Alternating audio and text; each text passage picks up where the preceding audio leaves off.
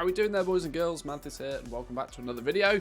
So today we're on the PTR for one very simple reason. The PTR is now in release candidate mode. What does this mean? Well, it basically means that patch 9.2.5, I've got to be careful how I don't say that wrong. Patch 9.2.5 is going to be launched and go live relatively soon. My guesstimations is they'll probably announce an official date within the next couple of days, and then it'll probably be one reset, maybe two, before the patch actually goes live. So it's now time to start having a little bit of a look at some of the changes, albeit from a gold making perspective there are not many, but taking a look at some of the changes that are going to come with patch 9.2.5. Now, one thing to clarify is when patch 9.2.5 launches, it will not also be Season 4. Season 4 is going to launch a little bit after. Season 4 is where we expect to see sort of the revamp to the old raids, a new item level sort of tier to achieve, and a few other little bits and pieces along that. 9.2.5 is just realistically a bit of a gap filler. But there is one really big, really important change that I want to talk about today from a crafting and an economy point of view. And it's got to do with our favourite little topic of discussion, the base legendary items. Blizzard have made it much, much easier, and more importantly for you guys, considerably cheaper to level up your legendaries. We are now in basically the final patch of the expansion, and they've tried to basically open the floodgates to allow people to have access to it as much as possible.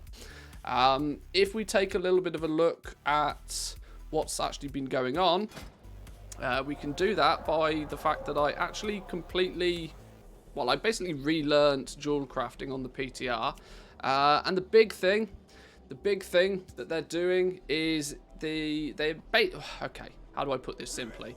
You used to have to craft 15 of every single rank to unlock the next rank. This meant that by the time you'd crafted 45 base legendary items, you'd have unlocked the rank 4 pattern and would be in a position to craft the top level base items.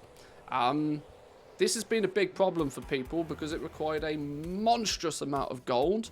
And it also left you with potentially 45 items in your bags that you're going to really struggle to actually sell. If you take a look on your auction house, there's a very good chance that ranks 1 through till 3, and possibly even ranks 4s, 5s and 6s are probably selling for less than what it appears at face value to cost to make the things. And this is because people have to make them to level up, and then they just want to get rid of them. So how have Blizzard fixed this? Well, they fixed it by increasing the experience that you gain by crafting. They've actually multiplied it by 5. Rank 1 used to only give you 5 experience. It now gives you 25 experience. And this pattern continues, which ultimately means you only need to craft 3 of each rank this time to unlock the next rank. Meaning that you only need to craft 9 items to unlock the rank 4 pattern. Now, I know there's lots of numbers here. The fundamentals is quite simple though. Way less wasted crafted items on your journey to unlocking the best legendaries. Now, rank 7, presumably, the way that it looks is not going to be replaced or upgraded in any way, shape or form as we head out into Dragonflight. So the rank 7s are going to be the ones that people are going to want to buy, and they're going to want to consistently buy them for the next few months, up until at least everybody gets bored and is just in the Dragonflight waiting room. How is this going to affect some of the pricing though? Well, this is where we can turn to our Shadowlands cheat sheet that I've been putting together, been iterating on many times over the expansion.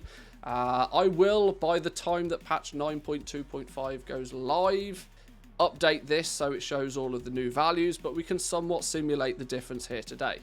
So we can actually basically see that leveling jewel crafting at the moment using somewhat average prices is about 1.3 million gold. That is an awful lot of gold for somebody to invest into a profession this late into the expansion, with no guarantee out the back of it that they're actually going to see any of that money back, any of that gold back.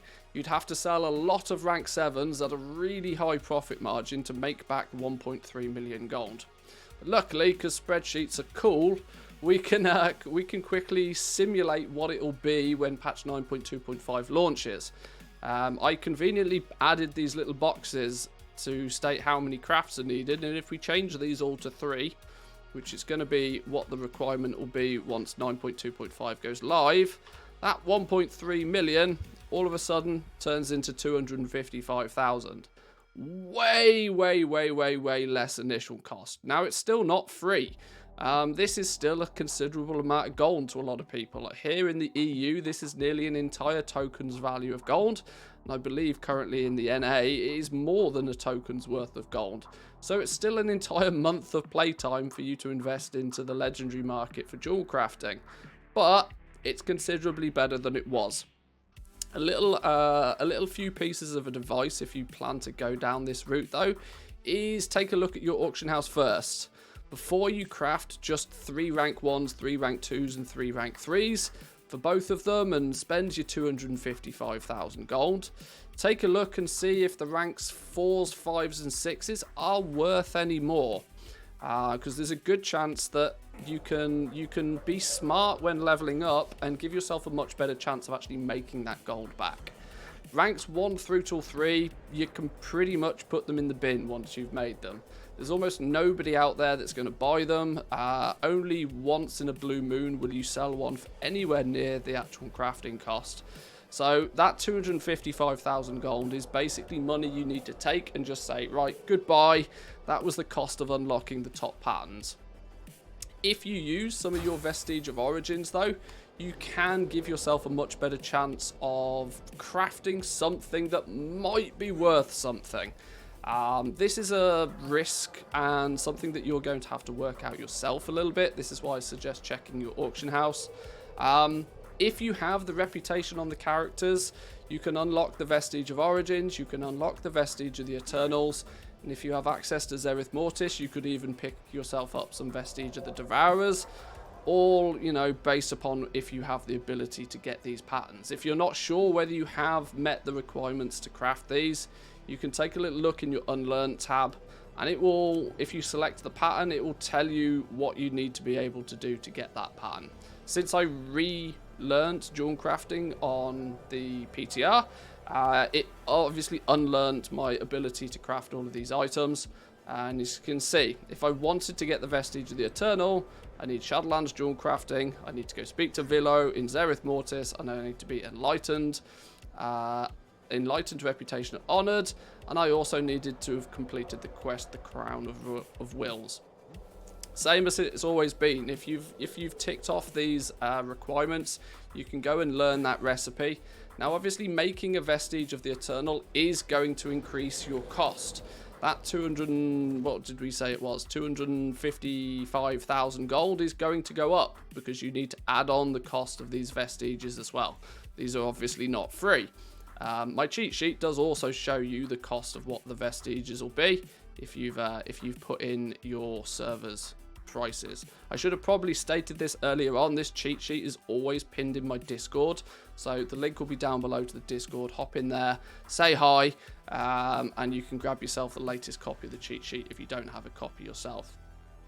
But you can see it's going to add a little bit of cost to every craft, but if it adds a bit of cost and gives you a much better chance of actually selling it and recuperating a lot of that cost, it doesn't matter if something costs more if you make it back once you sell the items. So consider that as an option, boys and girls. It's not going to be for everybody, but if you're smart and do a little bit of research beforehand, you may even be able to level up your last final, or maybe if you haven't even started, you could probably get going in the legendary market and still have an opportunity to make a bit of gold out of it. Without doubt, it's the most overpowered, most ridiculously crazy crafting market we've ever seen in World of Warcraft. There's not long left to abuse it, but if you do have a bit of gold lying about and you're willing to test it and willing to play out with it, there's still some good opportunities there. But I will leave it there for today's videos, boys and girls.